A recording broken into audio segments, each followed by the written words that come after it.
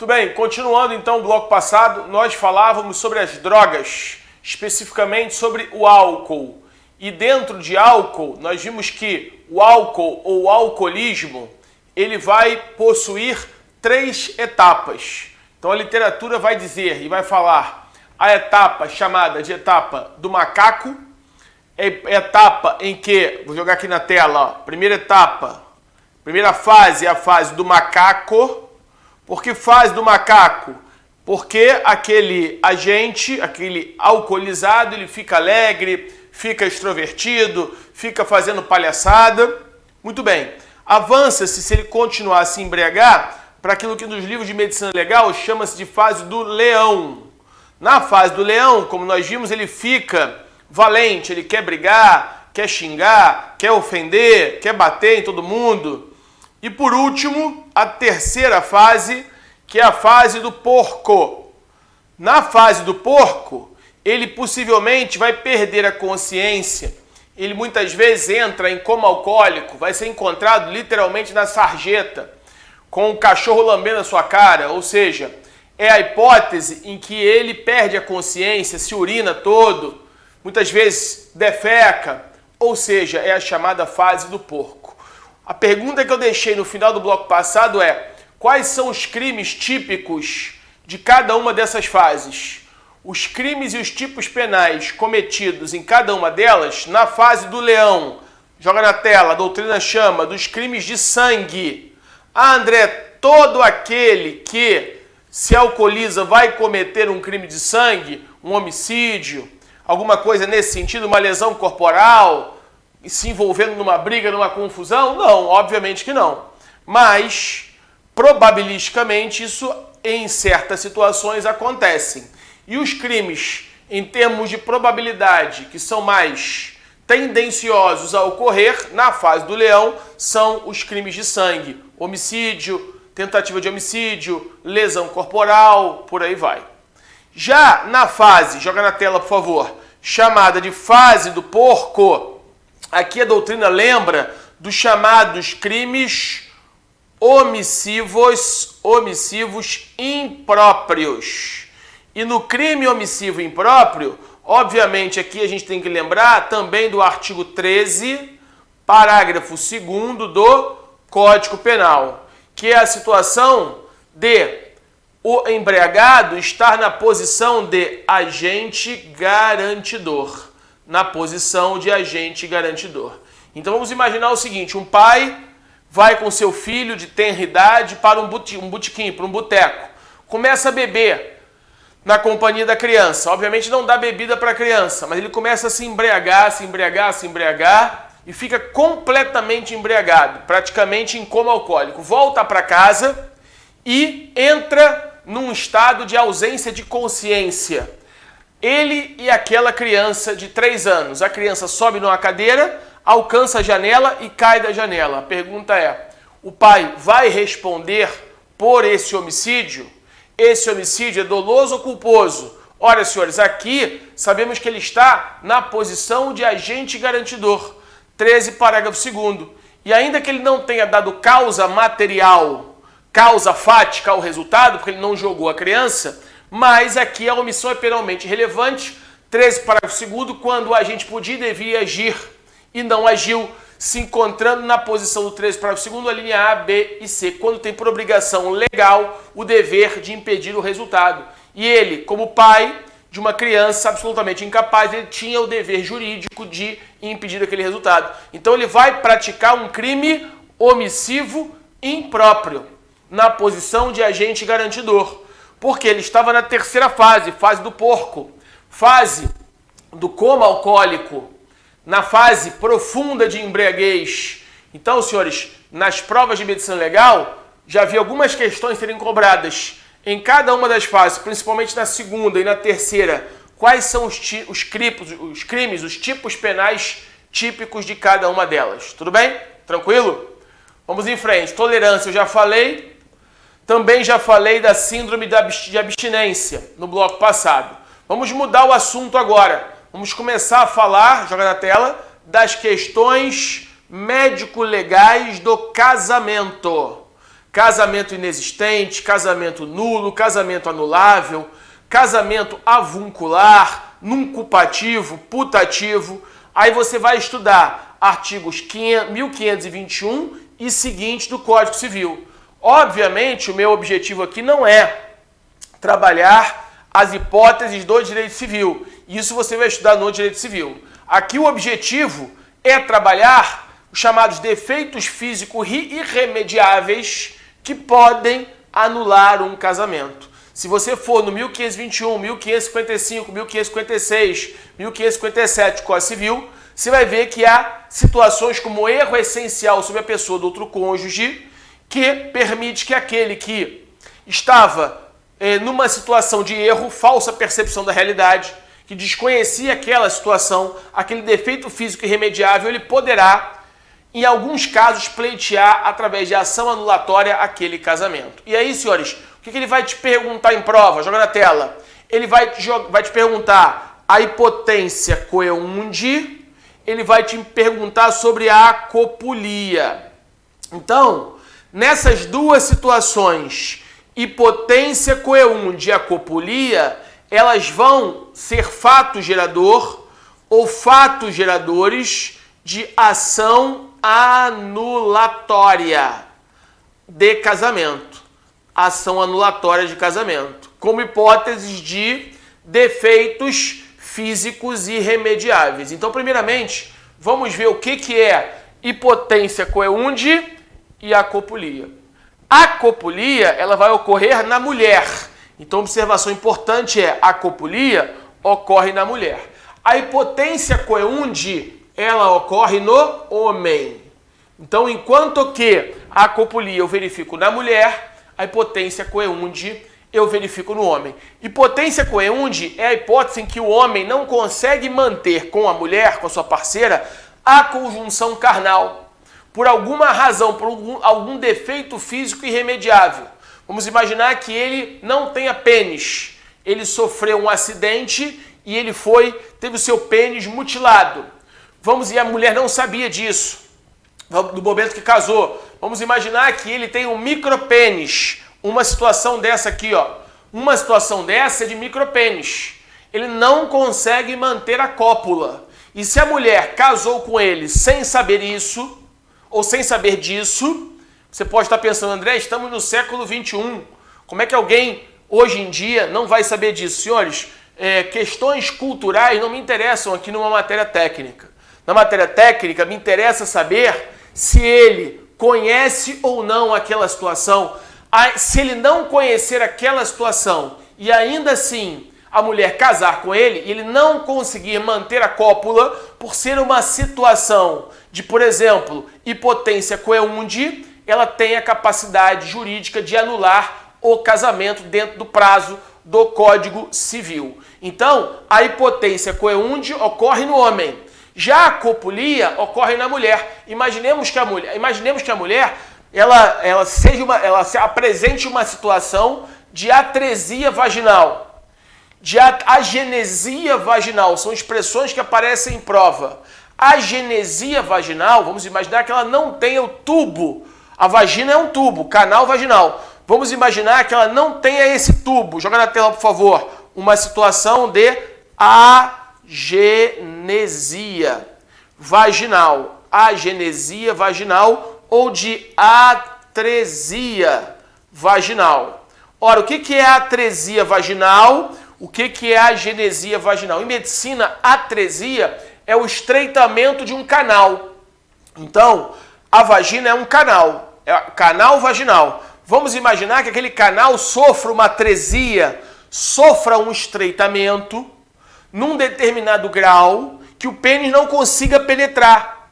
É uma situação de atresia vaginal. Nessa situação, a mulher não vai conseguir manter com o homem a cópula vaginal. A penetração do pênis na vagina vai ser impedido porque o diâmetro do canal vaginal é insuficiente para a passagem de um pênis. Ela sofre de atresia vaginal. Ou então de agenesia. Joga na tela, por favor. Gênesis é origem. Esse A aqui é de negação. Ela não possui a vagina. O canal vaginal. Agenesia vaginal. Se ela tem agenesia vaginal, não tendo por isso canal vaginal, se o homem casa sem saber disso, ele poderia ajuizar uma ação anulatória do casamento. É uma situação de acopulia. Então, a acopulia é na mulher. Atresia vaginal é na mulher, acopulia. Agenesia vaginal, acopulia na mulher. Agora, micropênis, macropênis, o pênis não consegue, na tela, por favor, o pênis não consegue manter a conjunção carnal. Essas duas situações anulam casamento. Agora, observação aqui embaixo, ó. Observação 1. Você não pode confundir isso com hipotência generande e hipotência concipiente. Então, hipotência generande e hipotência concipiente ocorrem quando o homem ou a mulher são estéreis. Eles não conseguem gerar filhos. O homem não consegue gerar filho, hipotência generande, e a mulher não consegue conceber filho, hipotência concipiente.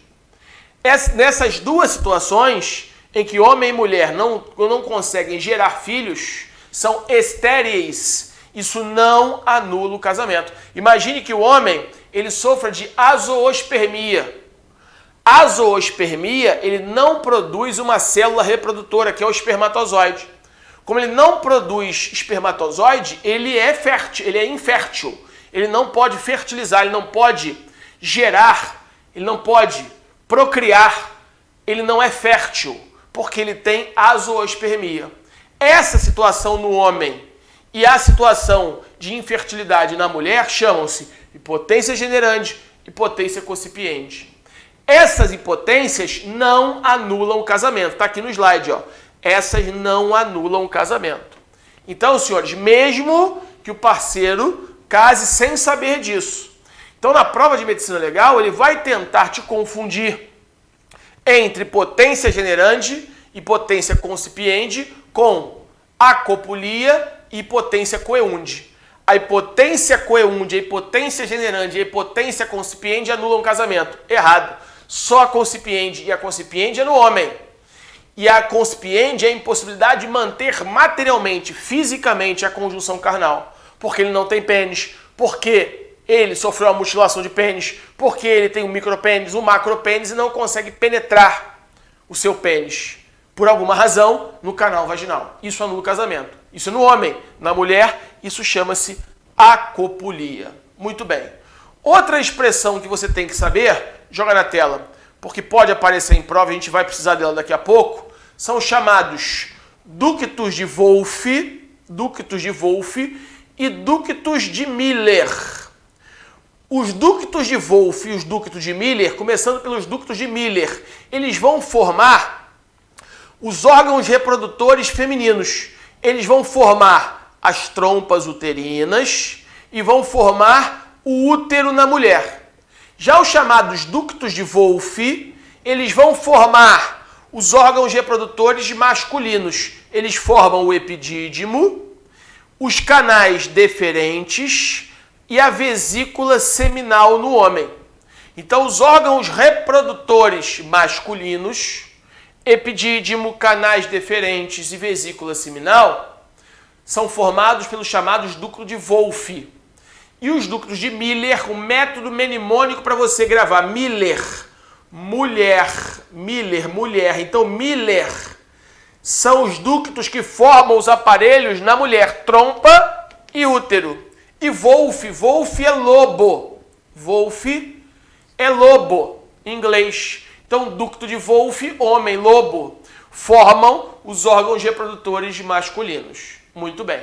E a gente vai ver, se você for estudar, por exemplo, genética forense, ou a genética, os cromossomos, a espécie humana, ela possui 46 cromossomos, que estão distribuídos em 23 pares. Desses 23 pares cromossomiais, 22 são cromossomos que vão formar os nossos caracteres. E um cromossomo é chamado de cromossomo sexual. Esse par de cromossomo sexual, ele pode ser XX ou ele pode ser XY. Se for XY, significa que é um homem, E se for XX, significa que é uma mulher. Então note, na espécie humana, o que vai determinar se é homem ou se é mulher é a presença do Y, do cromossoma Y no par XY.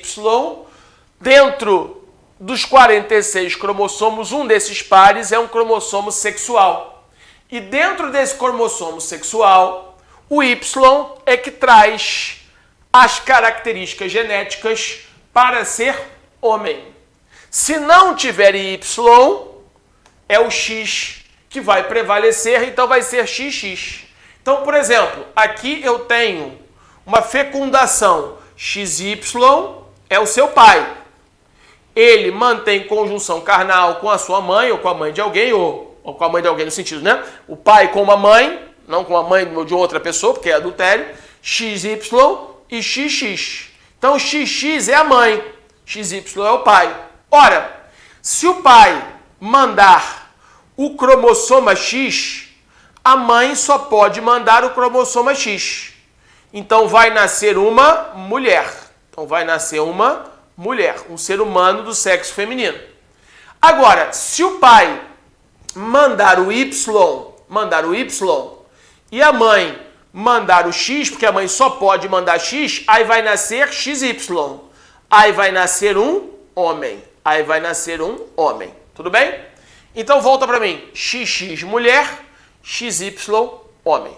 Só que aí, senhores, a genética evoluindo, descobriu-se que para ter os caracteres masculinos, não basta que haja o cromossoma Y.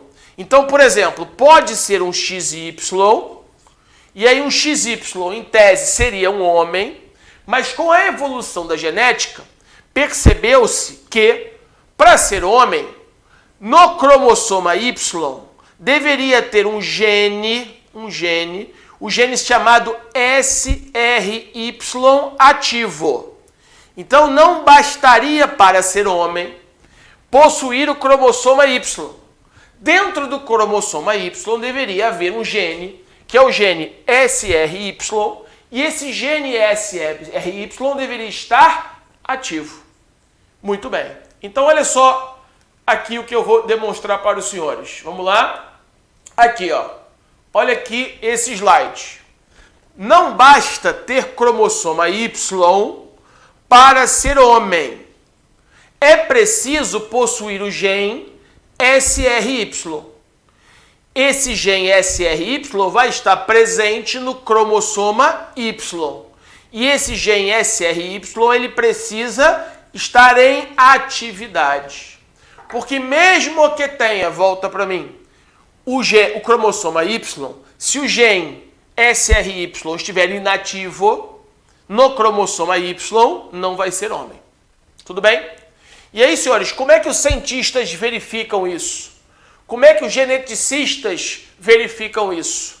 Eles colocam, obviamente, essa análise é microscópica, e no microscópio, o cromossoma Y, se ele tiver o gene SRY ativo, ele vai ficar fluorescente. Então, às vezes, aparece em prova a expressão corpos fluorescentes. Então, a presença de corpos fluorescentes no cromossoma Y significa que o gene SRY está em atividade. Se está em atividade, é um homem. Tudo bem? Se não estiver em atividade, não vai ser homem. Tá certo? Tranquilo isso? Dúvidas? Mas é óbvio, ó, na tela, por favor. Então, o gene SRY, o determinante da atrofia dos canais de Miller e o desenvolvimento dos canais de Wolfman, ou Wolff. Para que isso esteja em atividade, tem que estar presente os corpos fluorescentes. Então, olha só, eu acabei de dizer que os canais de Miller são aqueles canais que formam o aparelho reprodutor, as células sexuais femininas. Então, Miller, mulher, ok? Método para você decorar. E os canais de Wolff, lobo, é que forma os caracteres masculinos. Então, olha só. Muito bem. Se o gen Y ou SRY dentro do cromossoma Y estiver inativo, os canais de Miller vão preponderar e as características femininas vão preponderar. Então, o gen SRY, ele tem de anular, inativar os canais de Wolff, os canais de Miller, para que os canais de Wolff possam se desenvolver. Então, eu tenho Miller e Wolff. Se o gen SRY, que está no cromossoma Y, não estiver em atividade, os canais de Miller vão preponderar e vão prevalecer sobre os canais de Wolff. Para que isso não aconteça, os caracteres vão ser femininos. Para que isso não aconteça, o que deve ocorrer? O gen SRY no cromossoma Y deve estar em atividade. Se esse gen SRY estiver em atividade, ele vai anular os canais de Miller e aí os canais de Wolff vão preponderar e os caracteres vão ser masculinos. Então, o que está dizendo aqui nesse slide? O que determina a atrofia dos canais de Miller, os canais de Miller, como nós vimos, são aqueles canais que fazem construir todos os órgãos femininos, útero e ovário. Então, os canais de Miller são inativados, são atrofiados pelo gen SRY do cromossoma Y. Mas se o gen SRY no cromossoma Y não estiver ativado, os canais de Miller não vão ser inativados e vão preponderar sobre os canais de Wolff em atividade. Tudo bem? E como é que eu verifico se os se o gen SRY no cromossoma Y está em atividade? Pela presença dos corpos fluorescentes ou corantes fluorescentes. Ok? Óbvio, senhores, que essa parte genética ela só vai cair em prova nos concursos para delegado mais aprofundados. Então, isso já foi questão de prova para delegado do Rio. Então, se você não vai fazer prova para delegado do Rio, ou quando estiver fazendo prova para delegado de um outro estado, você tem que saber somente que XX é mulher e XY é homem. Tudo bem? É uma parte mais rasa, menos profunda. Agora, delegado do Rio, aí você já tem que conhecer canais de Miller, canais de Wolff, o que cada um deles forma, qual dos dois prevalece. Então, se o gen SRY no cromossoma Y não inativar os canais de Wolff, ou melhor, não inativar os canais de Miller, se ele não inativar, vai preponderar as características femininas e vai ser mulher. Agora, se o gen SRY dentro do cromossoma Y, no cromossoma sexual dos 23 pares, no cromossoma sexual que é um par sexual, ora, se ele inativar os canais de Miller, aí os canais de Wolff vão prosperar, vão prevalecer, porque está inativado os canais de Miller e as características vão ser masculinas, vai ser um homem. Tudo bem? Tranquilo? Ok. Bom, então, senhores, dentro dessa lógica, ele também vai te perguntar sobre a chamada síndrome de Turner e síndrome de Klinefelter. Então, primeiramente, o que é a mulher de Turner? A mulher de Turner, ela vai ter a seguinte estrutura genética na tela. Eu falei com você que a mulher, ela é XX. Um X veio do pai, um X veio da mãe. Então, nos 23 pares cromossomiais, o par 22 não são sexuais e um é um par sexual. Nesse par sexual, ela é XX. Só que haverá uma anomalia genética, que essa mulher ela vai ter um par X e outro par não vai ter X, ela vai ser X0. Isso vai dar um conjunto de sinais e sintomas, Conjunto de sinais e sintomas em medicina legal a gente chama de síndrome. Já falei isso em aulas passadas. O que é uma síndrome? É um conjunto de sinais e sintomas. Então, a ausência de um cromossoma X, então em vez de ter XX e ser mulher, vai ter X0. Isso vai dar a ela uma característica própria. É a chamada síndrome de Turner ou mulher de Turner. Essa síndrome de Turner ou mulher de Turner vai ter uma mulher com ombros largos e cintura estreita. Essa característica de ombros largos, tórax largo e cintura estreita, isso vai trazer uma característica que é característica de homem. Porque normalmente como é que é a mulher? A mulher tem ombro curto e cintura larga. E o homem, ombro largo e cintura mais estreita. Na mulher de Turner, X0, na ausência de um cromossoma X, como é que ela vai ser? Joga na tela. Ela tem apenas um cromossoma X, ela vai ter ombro largo e quadril estreito. Ela vai ter os seus órgãos sexuais, ovário, útero e genitais externos atrofiados e algum grau de debilidade mental. Ela vai ter um QI abaixo da média. Então, as características da mulher de Turner, ela é X0, geneticamente falando. É mulher, mas ela vai ter ombros largos, característica de homem, quadril estreito, característica de homem. Alguma debilidade mental, QI abaixo da média, e ela vai ter uma atrofia do ovário, do útero e das genitálias externas atrofiadas. Essa é a chamada mulher de Turner. Tudo bem até aí? Tranquilo? Só que ele pode perguntar na prova não a mulher de Turner, mas o homem de Klinefelter. Mulher de Turner de um lado e homem de Klinefelter do outro. Então no próximo bloco eu vou começar falando então do homem de Klinefelter, qual é a sua característica genética para nós avançarmos nesse estudo. Aguardo os senhores lá. Um abraço, fiquem com Deus.